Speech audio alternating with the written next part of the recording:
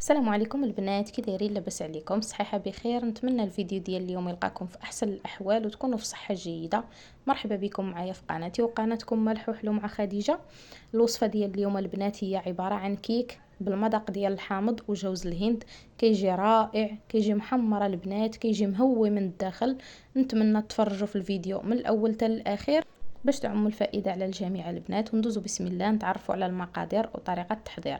عندي 2 بيضات البنات بدرجة حرارة المطبخ كيف ما كتشوفوا معايا. عندي كاس ديال الحليب، عندي كاس ديال الزيت، القياس راني كناخذوا لكم بالكاس ديال العنبه دائما. عندي كاس ديال السكر سنيده كيف ما كتشوفوا معايا. عندي كاس صغير، نص كاس عفوا البنات صغير ديال جوز الهند. وعندي هنا ربع كاس ديال عصير ديال الحامض. هنا عندي قشور ديال حامضه البنات، نحكوا ليها داك القشور الخضرين، ما نوصلوش لدوك القشور البيضين البنات. هنا سمحوا لي عاود توريتكم البيض عاوتاني. غادي نحتاج معلقه ديال الخل، ساشي ديال الفاني، 2 ديال البيكين باودر من الوزن ديال 7 غرام، والدقيق على حسب الخليط. غادي ندوزو دابا نبداو بسم الله البنات. غادي نجيب واحد البول، غندير فيه واحد القبيصه ديال الملح. ونتمنى البنات الفيديو ديال اليوم ينال الاعجاب ديالكم، وما تبخلوش عليا البنات بالكومونتيرات ديالكم. وكنشكر الاخوان الجزائريات اللي كيتفرجوا فيا ومتبعيني، كنوجه لهم الشكر، وكنوجه الشكر لجميع الناس اللي كيخليوا لي كومونتير زوين في حقي، وكنقول لهم نتمنى نكون عند حسن الظن ديالكم. هنا كيف ما كتشوفوا معايا في واحد البول درت هذوك 2 بيضات، درت الكاس ديال السكر سنيده، درت عليهم قبيصه ديال الملح، وغادي نطرب الخليط ديالي كيف ما كتشوفوا معايا مزيان مزيان البنات. طربوه بفوي عادي، بغيتو تستعملوا الطرب الكهربائي يمكن لكم تستعملوه، ولكن الصراحه ما كاينش لاش انا ما كنستعملوش في الكيكه بزاف، الا الا كنت باغا نطلع شي جينواز ولا شي حاجه اللي كنستعمل الطراب الكهربائي. الجينواز البنات راه كلشي كيعرف، ما يمكنش تطلع لك هكا بالطراب اليدوي، ولا بد خاصك الطراب الكهربائي. هنا كيف ما كتشوفوا معايا كنطرب هاد المكونات جيدا، كنزيد عليهم هاد الساشي ديال الفاني، كيبرز لينا النكهه ديال الحامض مع النكهه ديال الكوكا البنات، كيعطي لهاد الكيكه هادي واحد المذاق واعر. صدقوني نتمنى تجربوها وتنال الاعجاب ديالكم. وغادي نتشارك معكم واحد 2 ديال لي مادلين.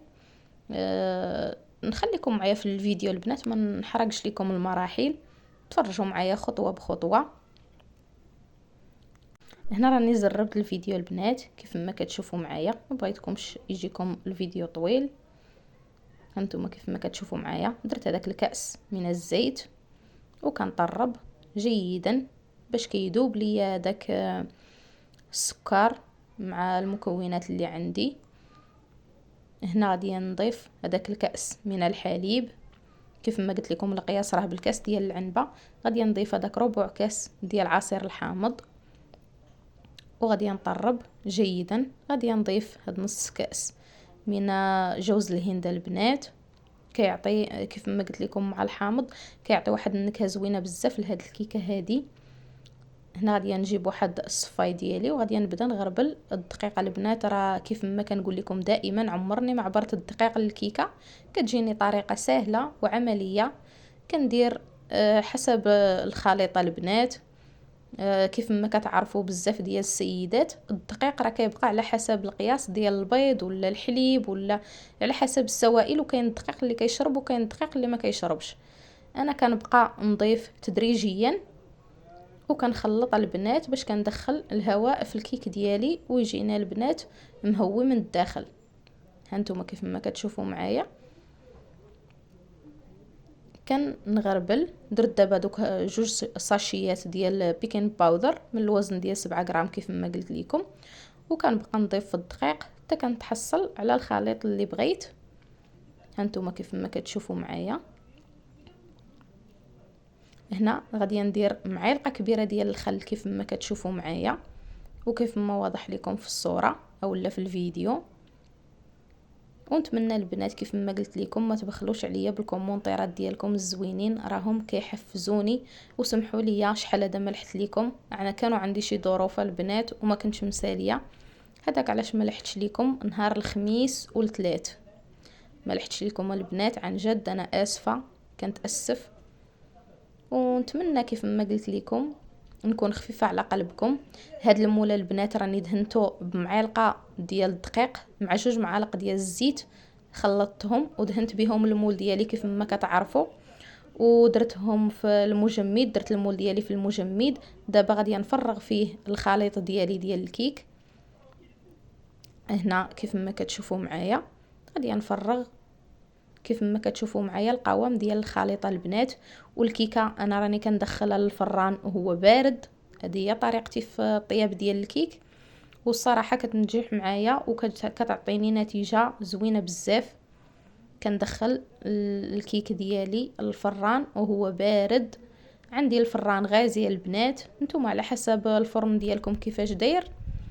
غادي ندخل الكيك ديالي للفرن ونخليه حتى كيطيب وكيتحمر. انا كنخليه الفوق كيطيب وكيتحمر ليا. هنا كيف ما كتشوفوا معايا قطرات ليا واحد القطيره في الجوانب، كنحيدوها ما كتخليش لينا الكيك ديالنا يتنفخ او لا يرتفع جيدا. وغادي ندخلو الفران يطيب كيف ما قلت لكم.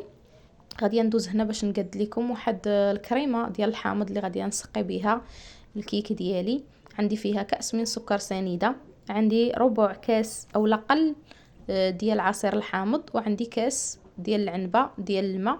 وغادي باش غادي نعزز ديك النكهه ديال الحامض، عندي لاغوم ديال الحامض البنات اولا الروح ديال الحامض. غادي ندير منها واحد شويه كيف ما كتشوفوا معايا. كنوضع كلشي في كاسرونه هانتوما كيف ما كتشوفوا معايا. وغادي ندير واحد المعلقه كبيره ديال الدقيق اولا من النشا اولا البنات كريم باتيسري اللي متوفر عندكم البنات كيف ما كتشوفوا معايا. غادي نزيد واحد النص باش تولي عندي معلقه كبيره ممتلئه مزيان. وسمحوا لي البنات على الدبانه، راه ما عرفتش شنو غادي ندير ليه، الصراحه عصبني اليوم. حتى كنت غادي نفكر ما نلوحش هذا الفيديو وانا نقول غادي نتشارك مع المشاهدين ديالي، غادي نتشارك معاهم كل شيء البنات. هانتوما كيف ما كتشوفوا معايا درت واحد راس معلقه صغيور من هذيك لاغوم ديال الحامض، وغادي نحرك هادشي جيدا على البارد، وغادي نحطو فوق البوطه حتى كيغلى ليا البنات وكتعقد ليا الكريمه ديالي، ونخليها تبرد بين ما نخرج الكيك ديالي من الفرن. هانتوما كيف ما كتشوفوا معايا بعد ما طابت الكريمه ديالي او عقدت ليا حيدتها من فوق البوطه. وهنا الكيك ديالي بعد ما خرجته من الفرن راني درت ليه واحد السكين وقلبته البنات واش طايب ليا من الداخل. لقيته طايب البنات وكيف ما كتشوفوا معايا اللون راه محمر. وغادي ندهنو بهاد الكريمه اللي كتجي خطيره البنات بالمذاق ديال الحامض، كتعزز لينا دوك النكهات. ديك النكهه ديال الحامض كتخرجها لينا وكتخلينا ناكل واحد الكيك اللي بالحامض اولا بلا صوص ديال الحامض كيجي واعر بزاف البنات. هنا كيف ما كتشوفوا معايا غادي ندهنها جيدا هكا من الفوق البنات، وغادي ننزل شويه الكريمه ديالي غادي ننزلها شويه من الجوانب. هانتوما كيف ما كتشوفوا معايا غادي ندهنها مزيان مزيان، والتزيين كيبقى على حسب الاختيار البنات. هنا كيف ما كتشوفوا معايا غادي نزينو من الجوانب بجوز الهند البنات كيف ما كتشوفوا معايا اولا الكوك كيف ما قلت لكم باش تبين لينا الكيكه راه فيها الكوك من الداخل والحامض البنات راه حنا درناه في الكريمه كيف ما قلت لكم. والتزيين كيف ما كنقول لكم كيبقى على حسب الذوق. هنا كيف ما كتشوفوا معايا زينتها هكا بدوائر من جوز الهند، وكيف ما كتشوفوا معايا هذا هو الشكل ديالها. بالنسبه للجوج بيضات البنات راه كتجينا واحد الكيكه عاليه ومهويه من الداخل. وكيف ما كتشوفوا معايا دابا نقطع عليكم في الاخير وتشوفوها كيفاش جات من الداخل. دابا غادي ندوزو للاقتراح الثاني.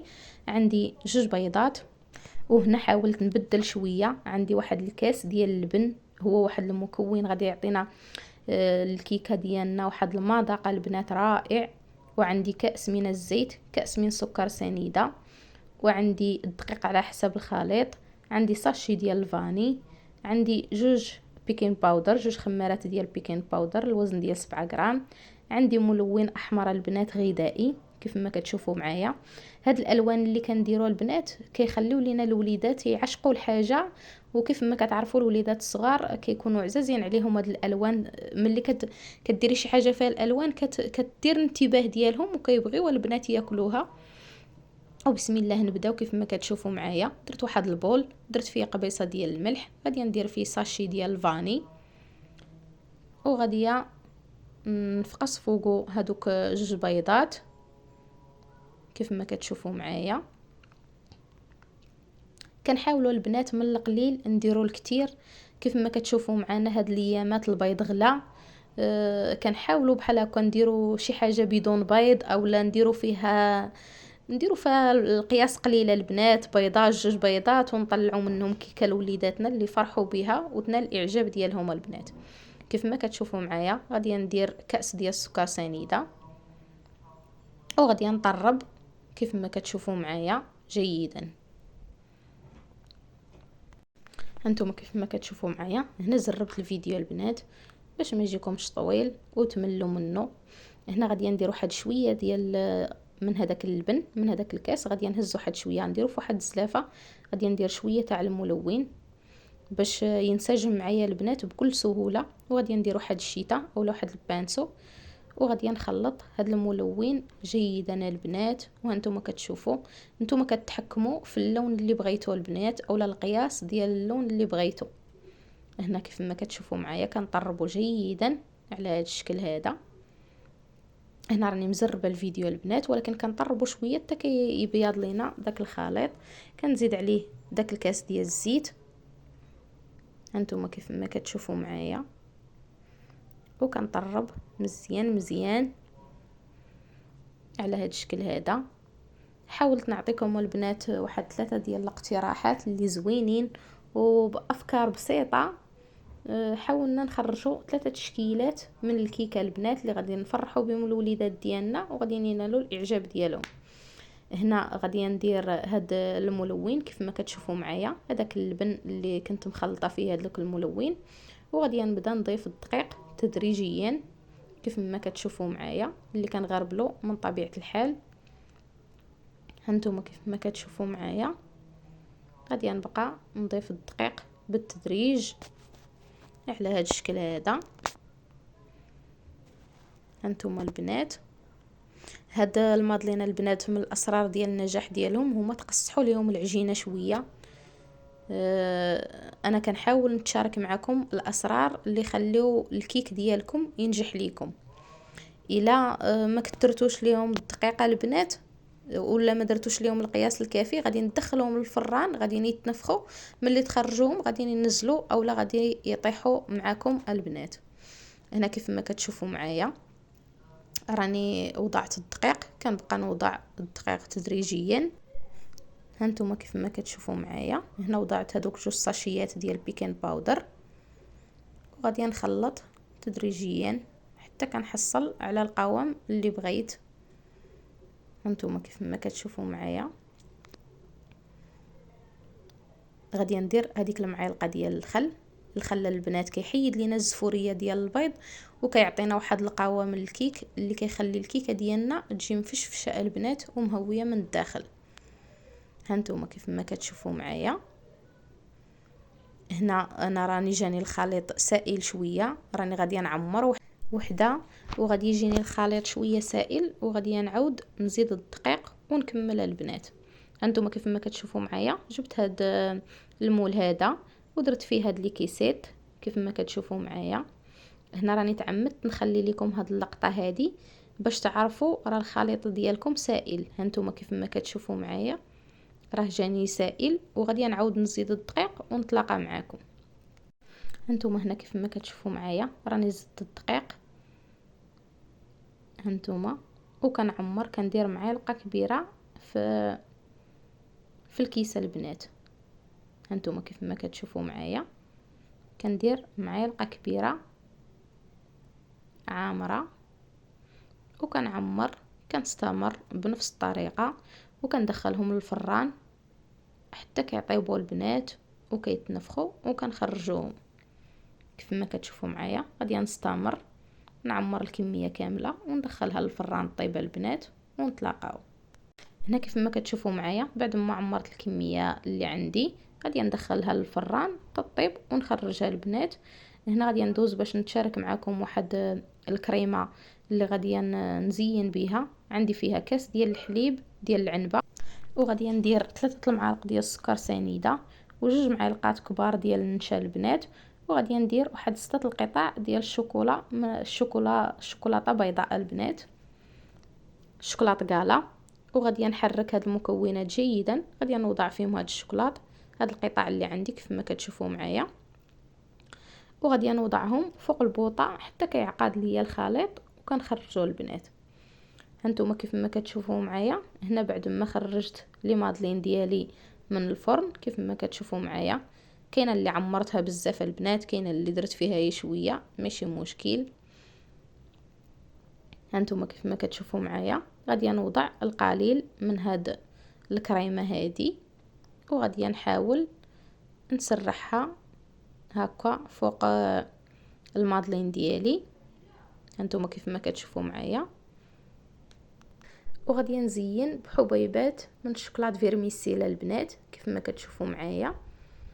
غادي نوضعهم هكا في الفوق كتزيين بسيط، وتزيين كيف ما كنقول لكم كيبقى على حسب المتوفر وعلى حسب كل سيده. ندوزو دابا الثانيه، غادي نعاود معكم وحده اخرى كيف ما كتشوفوا معايا. غادي نعاود وحده اخرى بنفس الطريقه، كندير شويه ديال الكريمه بهذا الشكل هذا. وندوزو دابا باش نكمل، غادي نكمل الكميه كامله البنات، وندوزو باش نتشارك معكم الطريقه ديال المادلين بالشوكولاته البنات.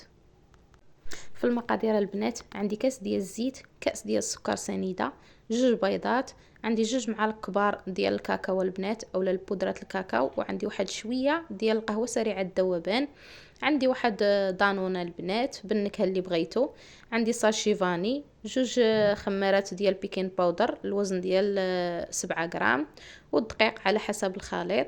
غادي نحتاج واحد البول غادي ندير فيه قبيصه ديال الملحه، وغادي نفقس فيه هذوك جوج بيضات اللي عندي. وحاولوا البنات هاد البيض ولا الحليب ولا الا كنتو باين تستعملوا الحليب اولا دانون اولا يكونوا بدرجات حراره المطبخ باش تصدق لكم الكيكه ديالكم. هنا كيف ما كتشوفوا معايا راني وضعت هذاك البيض مع قبيصه ديال الملحه، ساشي ديال الفاني، السكر سنيده، وغادي نطرب المكونات جيدا. هانتوما كيف ما كتشوفوا معايا هاني غادي ندير الساشي ديال الفاني وغادي نطرب مزيان كيف ما كتشوفوا معايا على هذا الشكل هذا. غادي نسرع لكم البنات الفيديو باش ما يجيكمش طويل.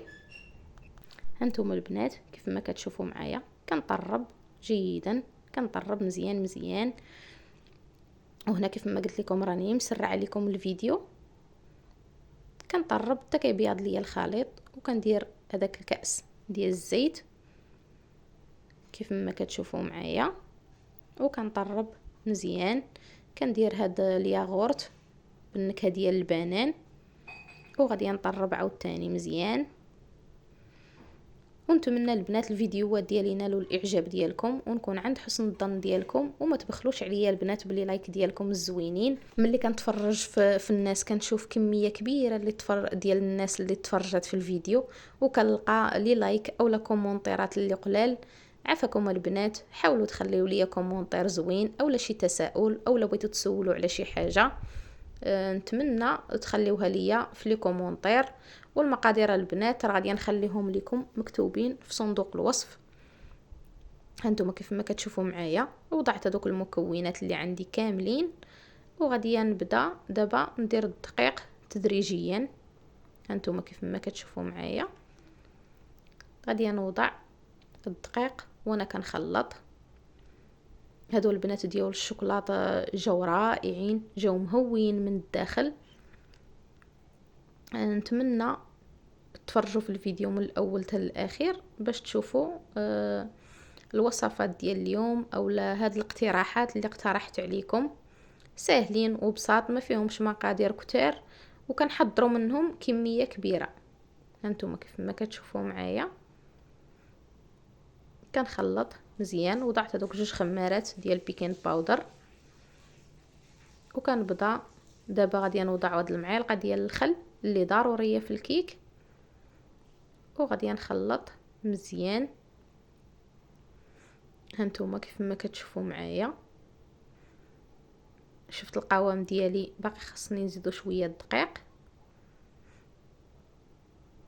هانتوما كيف ما كتشوفوا معايا، وغادي ندوز باش نعمرو في هاد القوالب ديال المادلينا البنات. كيف ما كتشوفوا معايا جبت هادو ليمون اللي عندي، وغادي نبدا نعمر. هنا البنات غادي توليو تضيفوا معلقه في الوحده، كل وحده غادي توضعوا فيها معلقه كبيره عامره باش ما يسيحوش لكم البنات، باش ما يتنفخوش ويسيحوا لكم على الجناب. من الافضل تضيفوا معلقه عامره مزيانه البنات وتكتفيو. هنا كيف ما كتشوفوا معايا غادي نستمر بنفس الطريقه، وغادي ندخلهم للفران حتى هما حتى كيطيبوا ونتلاقاو البنات. هانتوما كيف ما كتشوفوا معايا غادي نستمر بنفس الطريقه، كنعمر حتى كنعمر الكميه كامله اللي عندي ونتلاقاو. هنا هانتوما كيف ما كتشوفوا معايا عمرت الكميه كامله، غادي ندخلها للفران. وهنا هادو هما الشهيوات ديال اليوم، اولا هادو هما الكيكات البنات اولا الاقتراحات. هنايا هادو ديال الشكلاط درت ليهم شويه ديال الناباج مع القرقاع من الفوق، هادو بهذيك الكريمه اللي طيبتها البنات. نتمنى الفيديو ديال اليوم ينال الاعجاب ديالكم ويكون عند حسن الظن ديالكم. بسلام عليكم، الى فرصه قادمه وفيديو جديد ان شاء الله.